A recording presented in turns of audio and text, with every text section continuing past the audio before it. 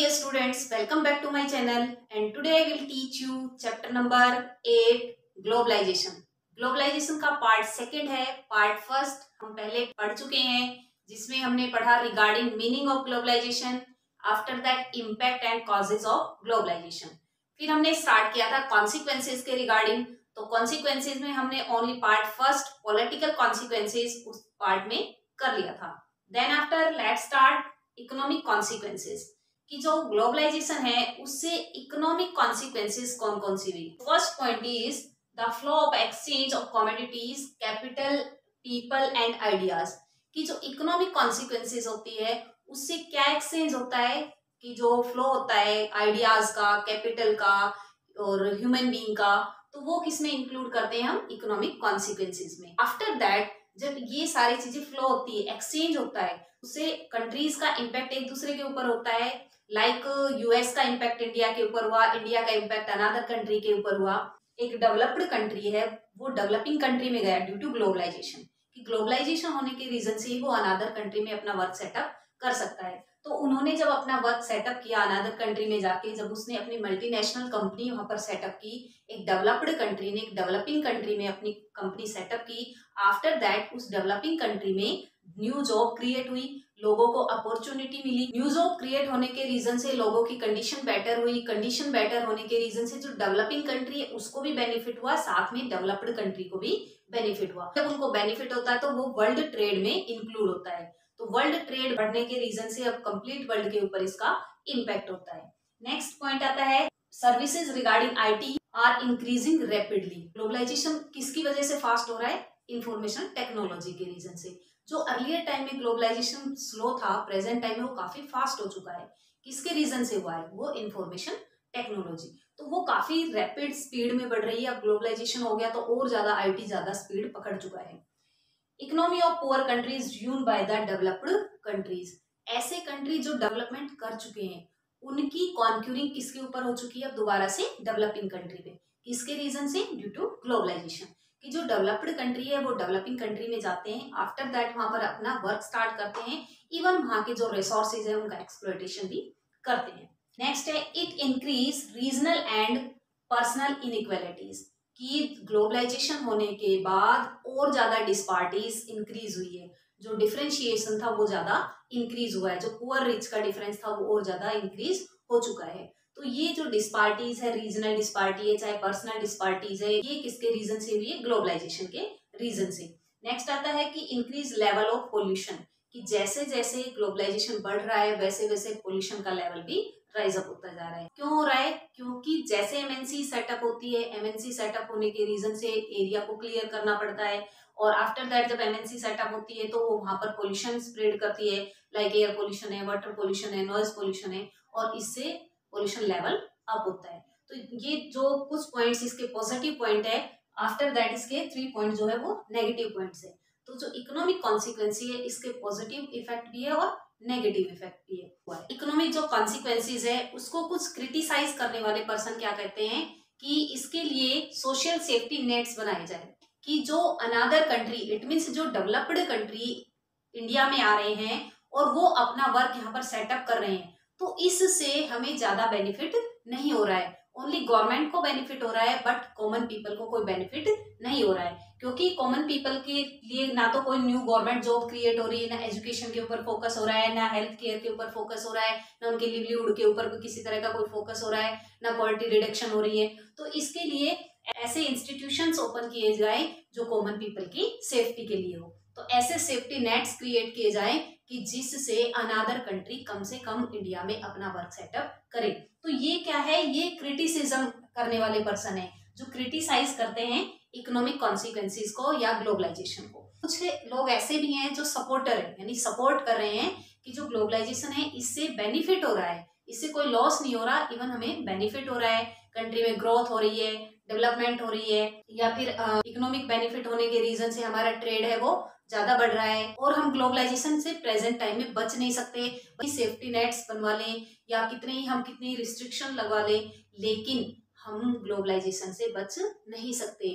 क्योंकि अब हम हर कंट्री की गुड्स को यूज कर रहे हैं जिससे कंज्यूमर को बेनिफिट हो रहा है, उसके सामने चॉइसेस क्रिएट हो रही है, उसके सामने न्यू जॉब अपॉर्चुनिटीज है, और इवन उनका जो लिविंग स्टैंडर्ड है वो भी राइज अप हो रहा है। तो ये सारी चीजें बेनिफिट में इंक्लूड हो जाएगी। इट मीन्स जो ग्लोबलाइजेशन है उसके लॉसेस है तो उसके बेनिफिट्स भी है। नेक्स्ट कॉन्सिक्वेंसी, कल्चरल कॉन्सिक्वेंसी, कि जो ग्लोबलाइजेशन है इससे कल्चर के ऊपर भी बहुत ज्यादा इफेक्ट हुआ है। तो first effect is change in the lifestyle, कि लोगों का लाइफस्टाइल चेंज हो चुका है। जो अर्लियर टाइम में ओनली इंडिया में धोती कुर्ता डालते थे, जो वुमेन थी ओनली साड़ी पहनती थी, हम प्रेजेंट टाइम में देखते हैं कि डिफरेंट टाइप के पीपल डिफरेंट डिफरेंट टाइप की ड्रेसेस को पहनते हैं। जो वेस्टर्न कल्चर की ड्रेसेस है प्रेजेंट टाइम में उनको ज्यादा अडॉप्ट कर रखा है। Change in the our food like burger, pizza, pasta. आज की जो न्यू जनरेशन है उनको रेस्टोरेंट में जाएगी तो कोई ये नहीं कहेगा हमें दही पराठा चाहिए, वो क्या कहेगी हमें नूडल्स चाहिए, हमें बर्गर चाहिए, हमें पास्ता चाहिए, पिज्जा चाहिए, इस तरह की डिमांड करती है। क्यों ऐसा क्यों हो रहा है? ड्यू टू ग्लोबलाइजेशन, कि जो अनदर कंट्री की कल्चर है वो इंडिया में आ चुकी है। और ऐसा नहीं है कि इंडिया की कल्चर वहां पर नहीं गई है, वहां की कल्चर भी वहां गई हुई है। यहाँ का जो भी खाना पीना है, जो पहनना है, आप देखते हो कि वेस्टर्न कल्चर है वहां भी क्या करते हैं कि जो जीन्स है उसके ऊपर कुर्ता डालते हैं, और इंडिया ने भी ऐसा ही अडॉप्ट कर रखा है कि जीन्स के ऊपर कुर्ता पहनने लगे हैं, कि कुर्ता है वो इंडिया का और जीन्स है वो वेस्टर्न कल्चर की। We are adopting western culture, हम हर तरह से वेस्टर्न कल्चर को अडॉप्ट करते जा रहे हैं, चाहे वो क्लॉथ के रिगार्डिंग है, फूड के रिगार्डिंग है, लाइफस्टाइल के रिगार्डिंग है, या फिर इवन चाहे फेस्टिवल सेलिब्रेशन की बात करते हैं तो फेस्टिवल में भी हम देखते हैं कि प्रेजेंट टाइम में जो न्यू जनरेशन है ये इंडियन फेस्टिवल को कम ध्यान रखते हैं, और जो फॉरेनर फेस्टिवल है उनको ज्यादा ध्यान रखते हैं। अब हम इसमें वैलेंटाइन डे की बात कर लेते हैं कि जब 14 फेब को वैलेंटाइन डे आता है तो जो हमारे टीन एज के स्टूडेंट्स होते हैं या टीन एज के जो यूथ है तो उनको सबसे ज्यादा इंतजार होता है वैलेंटाइन डे का। तो जो वैलेंटाइन डे ये इंडियन फेस्टिवल नहीं है, इंडिया का फेस्टिवल होली है, दिवाली है, उनको कम याद रखेंगे, बट जो वैलेंटाइन डे है इसको सबसे ज्यादा याद रखते हैं। तो ये किसके रीजन से हुआ? Due to globalization. Condition of the women in working place better than before, कि प्रेजेंट टाइम में हम देखते हैं कि इंडियन की जो वुमेन कंडीशन है वो पहले से काफी बेटर हो चुकी है। जो अर्लियर टाइम में ओनली घूंघट डाल के हाउस वर्क होते हैं वही वो औरत करेगी, बाकी बाहर काम नहीं करेगी, बट प्रेजेंट टाइम में कोई ऐसा एरिया नहीं है, कोई ऐसा स्कोप नहीं है, कोई ऐसा फील्ड नहीं है कि जहाँ औरत काम नहीं कर रही है। तो इससे हम देखते हैं कि वुमेन की कंडीशन बेटर हुई है रेदर देन बिफोर। नेक्स्ट है conservative thinking has been change. Present time की जो थिंकिंग है और जो अर्लियर टाइम की थिंकिंग है उन दोनों में काफी चेंजेस आ चुके हैं। कि जो अर्लियर टाइम में जो एक कंजर्वेटिव थिंकिंग थी कि लड़कियां लड़कों से पीछे है, लड़के ज्यादा बेटर है, लड़कियां बेटर नहीं है। अब तो हम देखते हैं कि बहुत सारे ऐसे पेरेंट्स हैं कि जिनके लड़के हैं नहीं, ओनली लड़कियां ही हैं। अब कुछ क्रिटिसिज्म करने वाले पर्सन हैं जो कहते हैं कि अगर इस तरह की कल्चर हुई कि जिससे ये नहीं पता चल रहा कि कौन से कंट्री का कौन से क्लॉथ्स है, कौन सा फूड है, सब दूसरे कंट्री ने सबको अडॉप्ट कर लिया है, तो इससे होमोजेनाइजेशन हो गया, ऑल कंट्री होमोजेनाइज हो गया।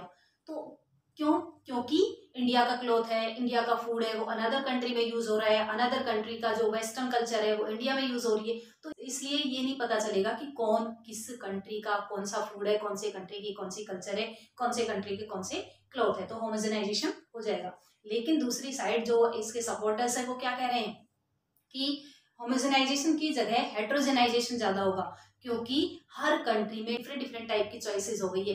क्या आप पास्ता खाते, नूडल खाते, तो उसके अलावा क्या आप पराठा नहीं खाते हो? जो हमारी कल्चर है हम उसको भी अडॉप्ट के रखेंगे और अनदर कंट्री की कल्चर को भी देखेंगे। अनदर कंट्री के जो भी जितने भी डिफरेंट टाइप के फूड है, डिफरेंट टाइप के क्लॉथ है, उनकी कल्चर है, उनको अडॉप्ट कर रहे हैं। तो ये इससे क्या हुआ? होमोजेनाइज होके हेट्रोजेनाइजेशन हो गया है। क्रिटिसिज्म वाले इसको होमोजेनाइजेशन बता रहे हैं और सपोर्टर इसको हेट्रोजेनाइजेशन बता रहे हैं। Next heading is India and globalization, कि इंडिया में ग्लोबलाइजेशन कब से स्टार्ट हुआ, कैसी इसकी सिचुएशन रही। तो अगर हम ब्रिटिश रूल की बात करते हैं तो ऐसा नहीं कि प्रेजेंट टाइम में ही ग्लोबलाइजेशन है, ये अर्लियर टाइम से चला आ रहा है।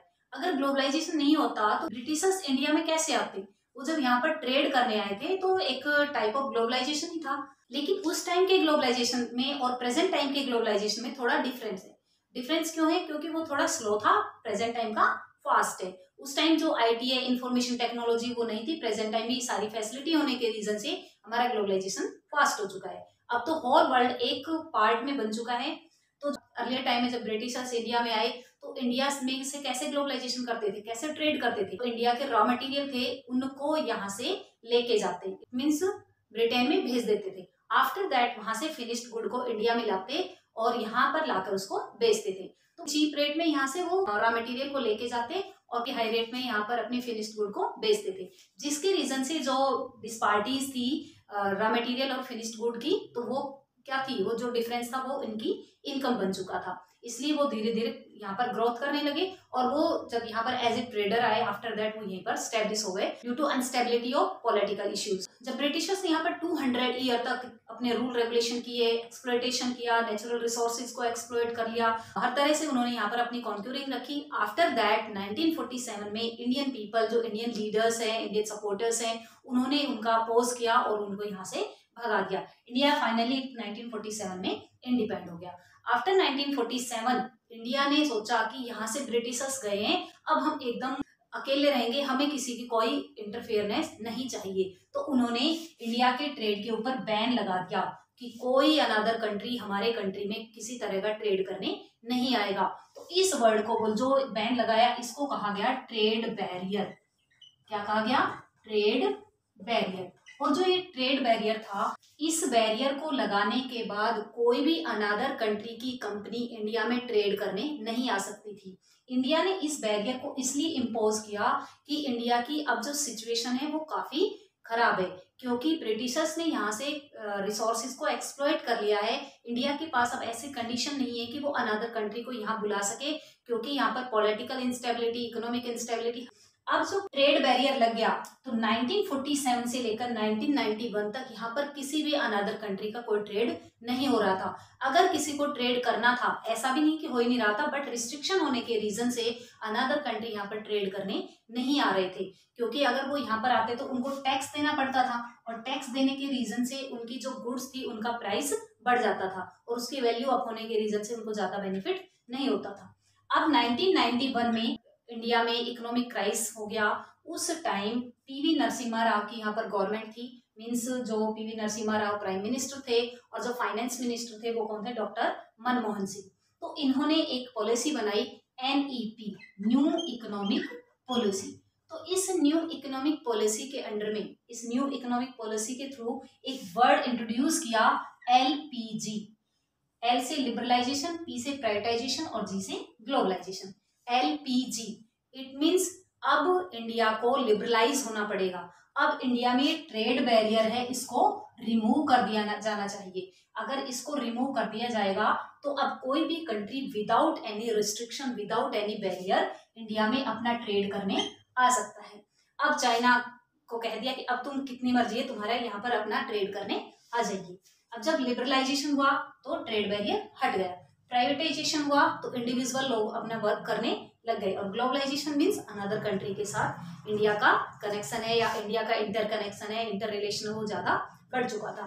तो जब ये LPG वर्ड यूज किया गया तो यहाँ से 1 मार्क्स का क्वेश्चन भी बन सकता है, who was prime minister of that time during 1991 या ड्यूरिंग NEP, और वो फाइनेंस मिनिस्टर। तो ये 2 क्वेश्चन आपके 1 मार्क्स के यहाँ से बन सकते हैं, और रिगार्डिंग LPG भी आपका 1 मार्क्स का यहाँ से क्वेश्चन बन सकता है। तो लिबरलाइजेशन, प्राइवेटाइजेशन है, ग्लोबलाइजेशन। जब 1991 में इन तीनों वर्ड को अडॉप्ट किया गया, इंडिया ने इन तीनों वर्ड को अडॉप्ट किया, आफ्टर दैट इंडिया में ये लगने लग गया था कि अब यहाँ पर कंपटीशन हो सकता है। अब यहाँ की जो कंपनीज है, जो अब तक इंडिया में 1947 से लेकर 1991 तक ओनली इंडियन कंपनीज अपनी डोमिनेंस जमाए बैठी थी, ओनली इंडिया में जो प्रोडक्ट बन रहा था उसी को इंडियन कंज्यूमर कर रहे थे। अब उनके सामने बहुत सारी चॉइसेस आ चुकी थी। अब इतनी सारी चॉइसेस आने के बाद जो इंडिया की कंपनी है, जो इंडिया में प्रोडक्शन हो रहा था, उनको अपने रेट डाउन करने पड़े, क्योंकि अगर वो अपने रेट इतने हाई रखते तो उनका प्रोडक्ट बिल्कुल बिकना बंद हो सकता था। क्योंकि अब तक तो 1947 से लेके 1991 तक जो इंडियन पीपल थे उन इंडिया का ही प्रोडक्ट यूज कर रहे थे। बेनिफिट तो हो रहा था कि इंडिया का सामान इंडिया में बिक रहा है, लेकिन जो कंज्यूमर थे उनके सामने कोई चॉइसेस नहीं थी। लेकिन अब जैसे ही कंट्री में LPG आई, कंट्री में बहुत सारी चॉइसेस आ गई। अब जो कंज्यूमर थे उनके सामने बहुत सारी चॉइसेस क्रिएट हो गई, और चॉइसेस क्रिएट होने के रीजन से जो प्राइसेस थे वो डाउन हो गए। अब जैसे ही ट्रेड बैरियर रिमूव हुआ, कंट्री को लिबरलाइज कर दिया गया, इतनी जो रिस्ट्रिक्शन लगी हुई थी उसको हटा दिया गया। अब जो चाइना की कंपनी थी वो इंडिया में आने लगी। चाइना का जो प्रोडक्ट है वो काफी चीप रेट में होता है, आपको पता है, बट वो थोड़ा चलता कम है, लेकिन लोगों के जो कंज्यूमर होते हैं उसको सेटिस्फेक्शन हो जाता है कि उनको चीप रेट में कोई भी प्रोडक्ट मिल जाए जिससे वो उसको यूज कर सके। तो ये जो LPG है ड्यूरिंग 1991 अडॉप्ट किया गया था प्राइम मिनिस्टर नरसिम्हा राव और finance minister doctor Manmohan Singh. तो इंडिया ने ग्लोबलाइजेशन को अडॉप्ट किया 1991 में। उससे पहले क्या लगाया हुआ था, ट्रेड बैरियर, और 1991 में क्या कर दिया, कंट्री को लिबरलाइज कर दिया। कंट्री में लिबरलाइजेशन हो गया, प्राइवेटाइजेशन हो गया और ग्लोबलाइजेशन हो गया। ग्लोबलाइजेशन होने के रीजन से इंडिया ने अपना जो इकोनॉमिक डोर है वो बिल्कुल ओपन कर दिया कि कोई भी कंट्री आओ हमारे कंट्री में अपनी एमएनसी को सेटअप करो, मल्टीनेशनल कंपनी को यहाँ सेटअप करो, अपना वर्क स्टार्ट करो। नेक्स्ट टॉपिक आता है रिगार्डिंग रेसिस्टेंस टू ग्लोबलाइजेशन, कि जो ग्लोबलाइजेशन इंडिया ने अडॉप्ट किया तो इसका रेसिस्टेंस हुआ, कि इंडिया के पीपल जो थे या इंडिया की जो पार्टीज थी वो इसका रेसिस्टेंस कर रही थी। तो उसमें कौन कौन सी पार्टीज थी जो इसका रेसिस्टेंस कर रही थी, left parties and right parties. अब जो लेफ्ट साइड की पार्टीज है वो कौन सी है और राइट साइड की पार्टीज है वो कौन सी है, related to socialism and right related to capitalism. जो कैपिटलिस्ट थे या जो कैपिटलिज्म था ये सपोर्ट करता था इंडिविजुअल पीपल की प्रॉपर्टी को, और सोशलिज्म सपोर्ट करता था गवर्नमेंट के रोल को। तो जो लेफ्ट पार्टी थी और राइट पार्टी थी दोनों ही अपोज कर रही थी, क्रिटिसाइज कर रही थी ग्लोबलाइजेशन का, कि जब से ग्लोबलाइजेशन इंडिया में आया है इंडिया ने ज्यादा प्रोग्रेस नहीं की है। इवन इंडिया की कल्चर डिक्लाइन हुई है, इंडिया में जो पीपल है उनके वर्क डिक्लाइन हुआ है, जो पुअर पीपल है, जो फार्मर है, स्मॉल ट्रेडर्स है, उनको लॉस हुआ है। अगेंस्ट थे फॉरनर जो चैनल्स हैं कि जिससे हमारी यूथ जनरेशन खराब हो रही है, कि जैसे कई बार प्रोटेस्ट होते हैं कि जो गर्ल्स की ड्रेसिंग सेंस है इसको लेके भी कई बार प्रोटेस्ट होते हैं। गर्ल्स है वो वेस्टर्न कल्चर को अडॉप्ट करके प्रेजेंट टाइम में इंडिया में अपनी कल्चर को भूलती जा रही है, तो इसके लिए भी इसका प्रोटेस्ट होता रहता है। तो जो लेफ्ट पार्टी है, राइट पार्टी है, इन दोनों ने ही प्रोटेस्ट किया है, बट जो राइट पार्टी है ये ज्यादा प्रोटेस्ट में रही है और अगेंस्ट में रही है जो वेस्टर्न कल्चर को अडॉप्ट कर रहे हैं। वेस्टर्न कल्चर को अडॉप्ट करने के बाद इंडिया की कल्चर डाउन हुई है। इंडिया की जो कल्चर है, जो इंडिया का फूड है, इंडिया का जो ट्रेडिशन है, ये सारी चीजें डाउन हुई है। ग्लोबलाइजेशन के रीजन से जो अनदर कंट्री का प्रोडक्ट इंडिया में बिकना स्टार्ट हुआ, उससे इंडिया का जो प्रोडक्ट है वो बिकना कम हो गया, उसकी वैल्यू डाउन हो चुकी है। रीजन क्योंकि उसको बनाने में थोड़ा खर्चा ज्यादा आता है, जिससे इंडियन पीपल उसको परचेज ना करके किसको परचेज कर लेते हैं, फॉरेनर गुड्स को। लाइक चाइना का प्रोडक्ट है, काफी चीप रेट में मिलता है, कोई बात नहीं थोड़े दिन यूज करो एंड थ्रो कर दो, लेकिन इससे क्या लॉस हुआ, इंडिया की जो गुड्स है वो तो नहीं बिकी। तो ग्लोबलाइजेशन के बेनिफिट भी है और लॉसेस भी है। तो इस चैप्टर में हमने ग्लोबलाइजेशन के रिगार्डिंग पढ़ा कि ग्लोबलाइजेशन से किस तरह से गुड इफेक्ट होते हैं और बैड इफेक्ट होते हैं। जब इंडिया ने 1947 के बाद ग्लोबलाइजेशन को अडॉप्ट नहीं कर रखा था, प्राइवेटाइजेशन, ग्लोबलाइजेशन, लिबरलाइजेशन, इन चीज़ों को अडॉप्ट नहीं कर रखा था, बट 1991 तक इंडिया ने ये देखा कि अगर हम इसको अडॉप्ट नहीं करते हैं तो हम काफ़ी पीछे चले जाएंगे। इवन अगर हम इसको एलपीजी पहले अडॉप्ट कर लेते तो शायद और आगे होते हम, लेकिन हमने 1991 में अडॉप्ट किया, चलो कोई बात नहीं, लेकिन ग्लोबलाइजेशन से बेनिफिट भी हुआ तो लॉस भी हुआ है। इस चैप्टर में बस इतना ही, मिलते हैं नेक्स्ट वीडियो में, तब तक के लिए ओके बाय, टेक केयर।